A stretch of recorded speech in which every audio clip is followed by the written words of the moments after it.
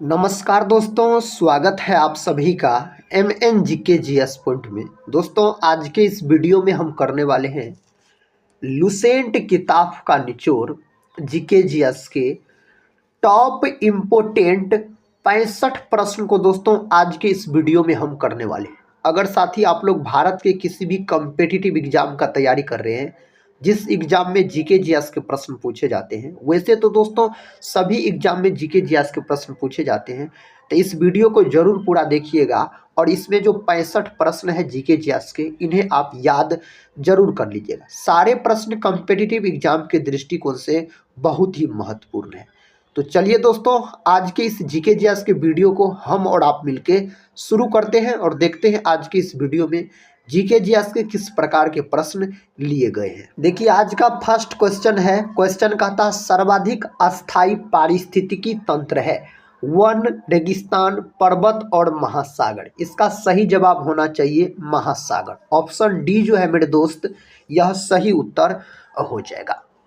अगला प्रश्न ये रहा, इसका उत्तर आप सभी दोस्त लोग दीजिए।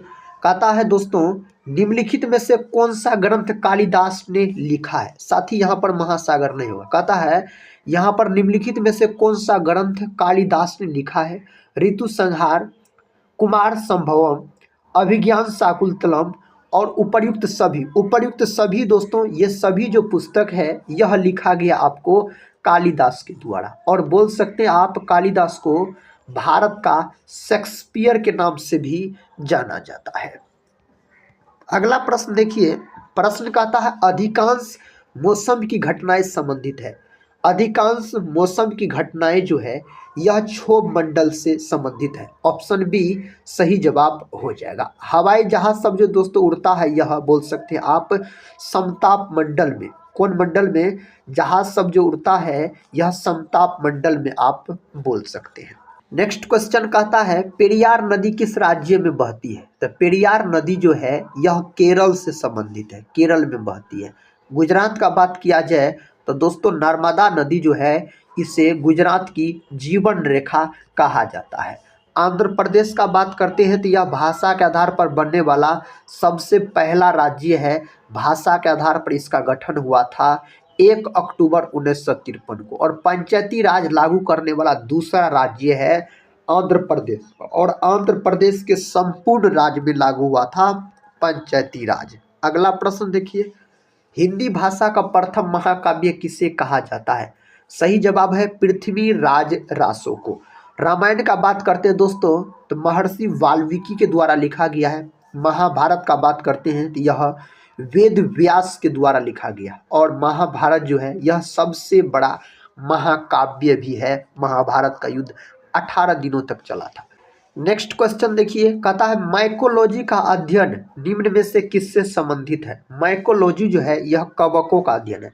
कवक की अगर आपसे पूछा जाए जो कोशिका भित्ति किसकी बनी होती है, तो कवक की कोशिका भित्ति बनी होती है काइटिन की। किसकी दोस्तों, काइटिन की। यही अगर आपसे पूछ लेता शैवाल का अध्ययन क्या कहलाता है, तो शैवाल का अध्ययन फाइकोलॉजी कहलाता है।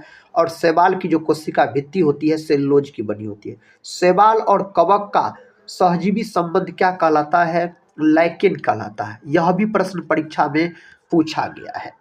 अगला प्रश्न देखिए, प्रश्न कहता है निम्नलिखित में से कौन सा एक कोशिका में अधिक मात्रा में पाया जाने वाला अणु है। सही जवाब है जल। याद रखिएगा दोस्तों, H2O इसका अणु सूत्र होता है। जल का अणुभार आपको पता है कितना होता है। जल का अणुभार, जल का अणुभार 18, याद रखिएगा 18 होता है, बोल सकते हैं दोस्तों। प्रोटीन जो है ना, प्रोटीन बना होता है अमीनो अम्लों के मिलने से बना होता है प्रोटीन। 20 गो अमीनो अम्ल मिलेगा तो एक प्रोटीन का निर्माण होगा। प्रोटीन की कमी के कारण 2 गो बीमारी भी होता है, एगो क्वाशियरकोर और दूसरा मेरास्मस। ये दोनों बीमारी प्रोटीन की कमी के कारण होता है, बच्चों में देखने को मिलता है। और प्रोटीन का फैक्ट्री राइबोसोम को कहा जाता है। पौधों में लचीलापन किस ऊतक के कारण होता है।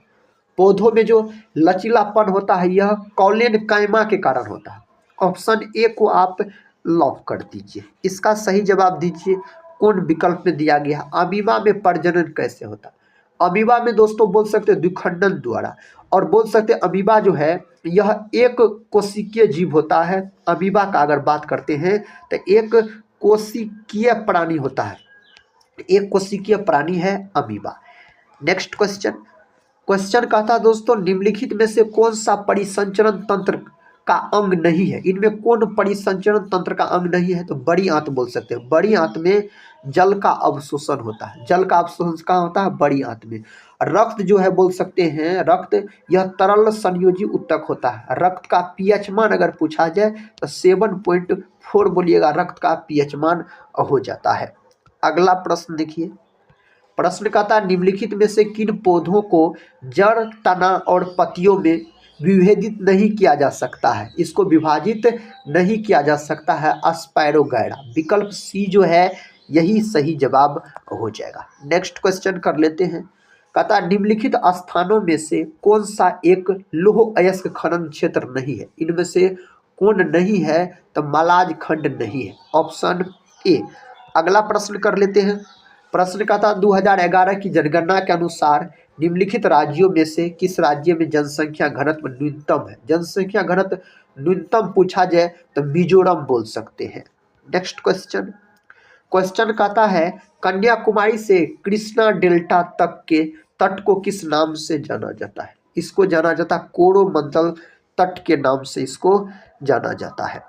इसका सही जवाब बताइए, कहता है रोहिला राष्ट्रीय उद्यान किस राज्य में, दोस्तों यह है आपको हिमाचल प्रदेश में, हिमाचल प्रदेश में है।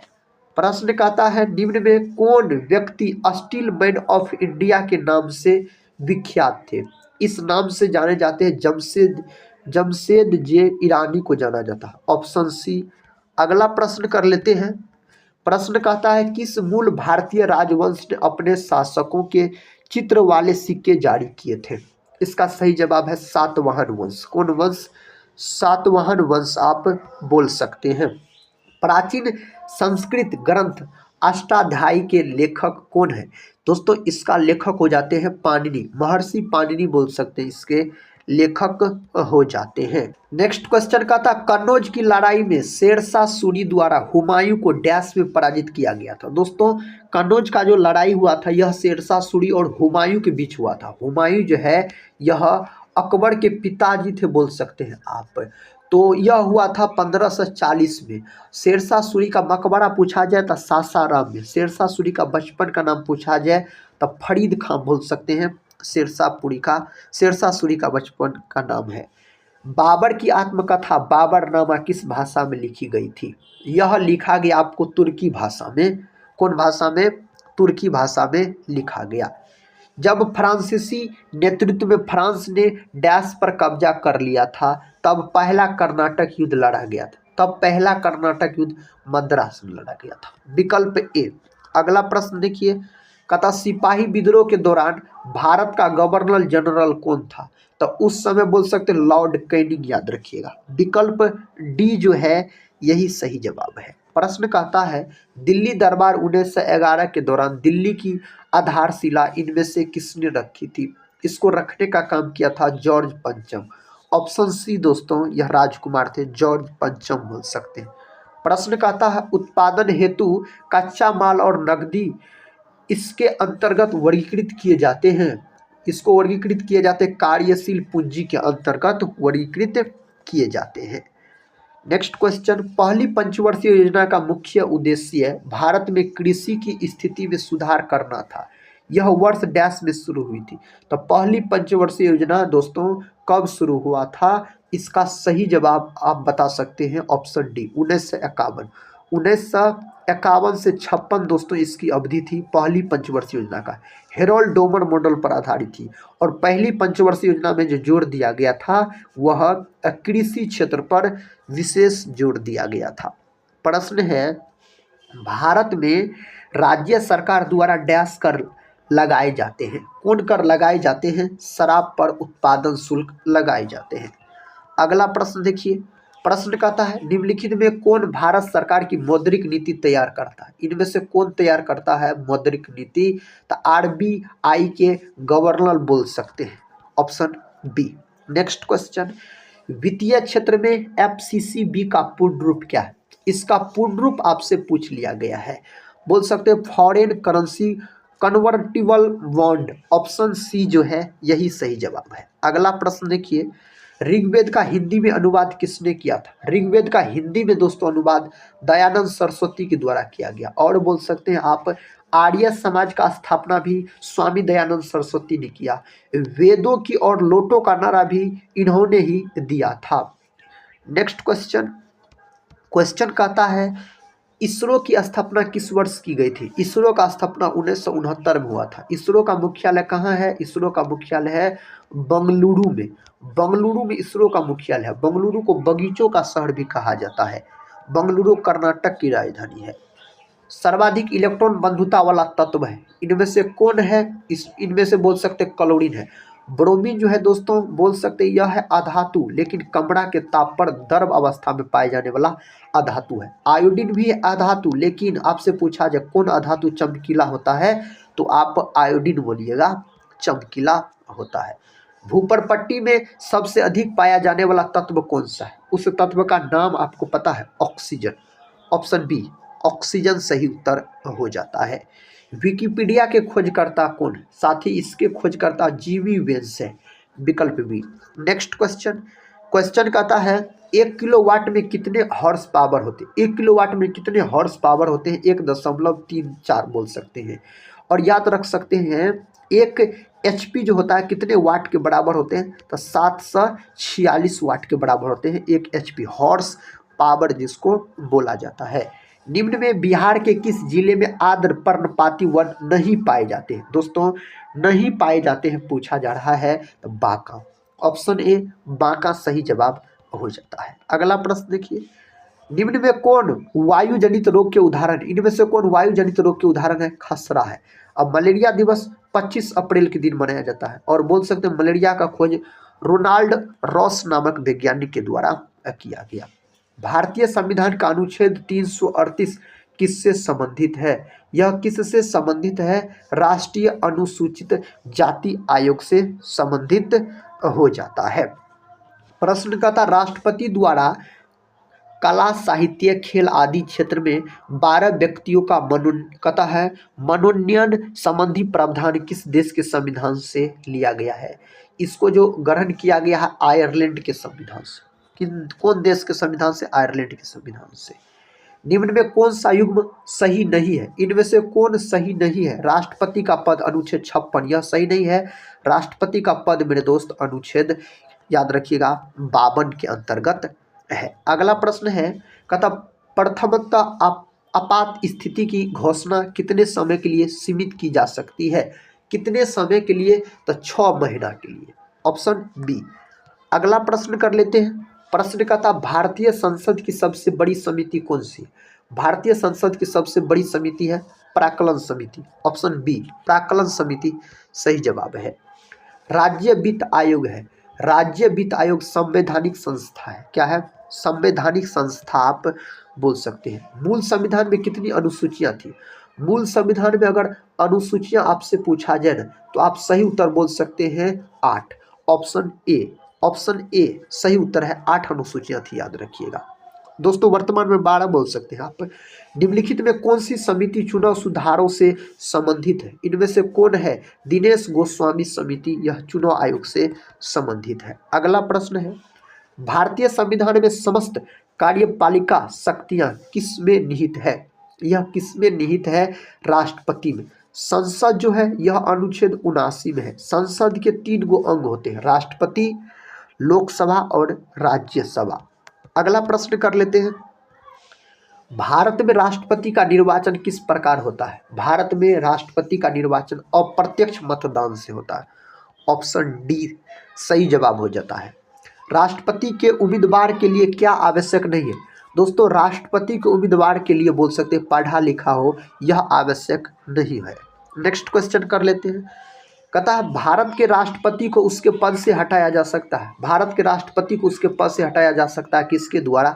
संसद के द्वारा। किसके द्वारा मेरे दोस्त? संसद के द्वारा हटाया जा सकता है। राष्ट्रपति पर महाभियोग का आरोप संसद के किस सदन द्वारा लगाया जा सकता है? किसके द्वारा लगाया जा सकता है? संसद के किसी भी सदन द्वारा लगाया जा सकता है। अगला प्रश्न देखिए, भारत के राष्ट्रपति पर महाभियोग चलाने के लिए कम से कम कितने दिन पूर्व की सूचना आवश्यक है? कितने दिन पूर्व दोस्तों? 14 दिन, याद रख सकते हैं, 2 सप्ताह। ऑप्शन बी सही जवाब हो जाएगा। राष्ट्रपति का रिक्त स्थान भर लिया जाना चाहिए, कितने दिनों के भीतर भर लेना चाहिए? तो 6 महीना के भीतर भर लेना चाहिए अगर खाली है तो। भारत के राष्ट्रपति के महाभियोग की प्रक्रिया, तो महाभियोग की प्रक्रिया आप क्या बोल सकते हैं? सही जवाब अर्ध न्यायिक प्रक्रिया बोल सकते हैं। ऑप्शन ए जो है यही सही जवाब है। यदि राष्ट्रपति एवं उपराष्ट्रपति का पद खाली हो तो भारत के राष्ट्रपति पद पर कौन होता है? तो दोस्तों इस पद पर बोल सकते हैं भारत का मुख्य न्यायाधीश बोल सकते हैं। ऑप्शन बी को आप लॉक कर लीजिए। निम्नलिखित में से राष्ट्रपति किसकी नियुक्ति करता है? इन 4 ऑप्शन में से राष्ट्रपति किसका नियुक्ति करता है? भारत का महान्यायवादी, नियंत्रक एवं महालेखा परीक्षक, एक राज्य का राज्यपाल, उपर्युक्त सभी आप बोल सकते हैं। ऑप्शन डी को आप लॉक कर दीजिए। संसद के लिए राष्ट्रपति का अभिभाषण कौन तैयार करता है? सही जवाब आपको पता है, केंद्रीय मंत्रिमंडल। केंद्रीय मंत्रिमंडल सही उत्तर है। राष्ट्रपति भवन का डिजाइन किसने तैयार किया था? राष्ट्रपति भवन का डिजाइन जो तैयार किया गया एडविन लुटियंस द्वारा दोस्तों इसका डिजाइन तैयार किया गया था। अगला प्रश्न है, गिद्धा किस राज्य का लोक नृत्य है? गिद्धा और भांगड़ा पूछा जाए ना तो यह पंजाब राज्य से संबंधित हो जाता है। नेक्स्ट क्वेश्चन है, पंडित जसराज किस क्षेत्र में प्रख्यात है? पंडित जसराज का बात किया जाए तो शास्त्रीय संगीतकार हो जाता है। ऑप्शन सी, ऑप्शन सी अगर आप बोले हैं सही बोले हैं। कहता है लाइफ ऑन माय ट्रिब्स किसकी आत्मकथा है? दोस्तों यह किसका है? सही उत्तर है शरद पवार का। Option A. अगला प्रश्न कर लेते हैं। प्रश्न कहता है जो बिहार के डैश जिले में नागी बांध स्थित है, तो बिहार के दोस्तों बोल सकते हैं जमुई जिला में यह बांध रामसर साइट में भी इसे घोषित किया गया, याद रख सकते हैं। यह कहाँ है? यह है आपको जमुई जिला में है। नेक्स्ट क्वेश्चन, क्वेश्चन कहता है कैलिफोर्निया उत्तरी अमेरिका के डैश तट की ओर स्थित है? सही जवाब हो जाएगा आपको पश्चिमी। ऑप्शन ए को लॉक कर लीजिए, पश्चिमी सही उत्तर हो जाता है। उगते सूर्य की भूमि किस देश को कहा जाता है? तो उगते सूर्य की भूमि जापान को कहा जाता है। जापान की राजधानी टोक्यो हो जाता है। और बोल सकते हैं दोस्तों जापान के हिरोशिमा पर 6 अगस्त 1945 को अमेरिका के द्वारा पहला परमाणु बम गिराया गया। इसके बाद 9 अगस्त यानी 3 दिन बाद जापान के नागासाकी पर दोस्तों बोल सकते हैं अमेरिका के द्वारा दूसरा परमाणु बम गिराया गया। पहला परमाणु बम का नाम था क्या? लिटिल बॉय, जो यूरेनियम का बना था। दूसरा परमाणु बम का नाम था दोस्तों फैटमैन, जो कि पोलोनियम का बना हुआ था, याद रख सकते हो। और भारत का कौन राज्य है जहां सूर्योदय सबसे पहले होता है? उस राज्य का नाम है अरुणाचल प्रदेश। इंडोनेशिया सर्वाधिक मुसलमानों वाला देश पूछा जाए, इंडोनेशिया। सर्वाधिक द्वीपों वाला देश पूछा जाए तो इंडोनेशिया आप बोल सकते हैं। अगला प्रश्न कर लेते हैं, किसने राज्य को पृथ्वी पर ईश्वर का अवतार कहा है? किसके द्वारा मेरे दोस्त कहा गया है? सही जवाब आप क्या बोलिएगा इस 4 ऑप्शन में से? आपको पता है दोस्तों इसका सही जवाब हीगल ने कहा था। कौन कहा था? हीगल बोल रहे हैं, याद रखिएगा, तो सही उत्तर चुने। नेक्स्ट क्वेश्चन और इस वीडियो का आखिरी क्वेश्चन है, निम्नलिखित कहता कोयला खानों में कौन सी मध्य प्रदेश राज्य में स्थित है? इनमें से कौन कोयला खान मध्य प्रदेश में स्थित है? तो इसमें से आप सही उत्तर बोल सकते हैं सिंगरौली। Option A. दोस्तों कोयला का बात किया जाए तो कोयला के 4 किस्म होते हैं, एंथ्रासाइट, बिटुमिनस, लिग्नाइट और पीट, जिसमें से सबसे उच्चतम कोटि का कोयला एंथ्रासाइट होता है, जिसमें 90% के आसपास कार्बन की प्रतिशत मात्रा होती है। सबसे घटिया किस्म का कोयला पीट होता है। और मुलायम कोयला पूछा जाए बिटुमिनस को कहा जाता है, और भूरा कोयला पूछा जाए लिग्नाइट को कहा जाता है। तो दोस्तों आज की इस वीडियो में हम आपको टोटल जीके जीएस के 65 प्रश्न को एक रिवीजन के तौर पर करवाए। अगर इस वीडियो को आप लोग पूरा देखे हैं तो कमेंट बॉक्स में बताइएगा 65 प्रश्न के अंतर्गत आप कितने प्रश्न का सही से उत्तर दे पाए। दोस्तों इस वीडियो को एक लाइक नहीं किए होंगे तो लाइक जरूर कर दीजिएगा। टेलीग्राम चैनल से नहीं जुड़े होंगे तो टेलीग्राम चैनल से जुड़ जाइएगा, जिसका लिंक इस वीडियो के डिस्क्रिप्शन बॉक्स में दिया गया है। चैनल पे पहली बार विजिट कर रहे होंगे तो चैनल को सब्सक्राइब कर बेल आइकन को प्रेस जरूर कर लीजिएगा। तो मिलते हैं दोस्तों हम नेक्स्ट वाले वीडियो में, तब तक के लिए जय हिंद, जय भारत।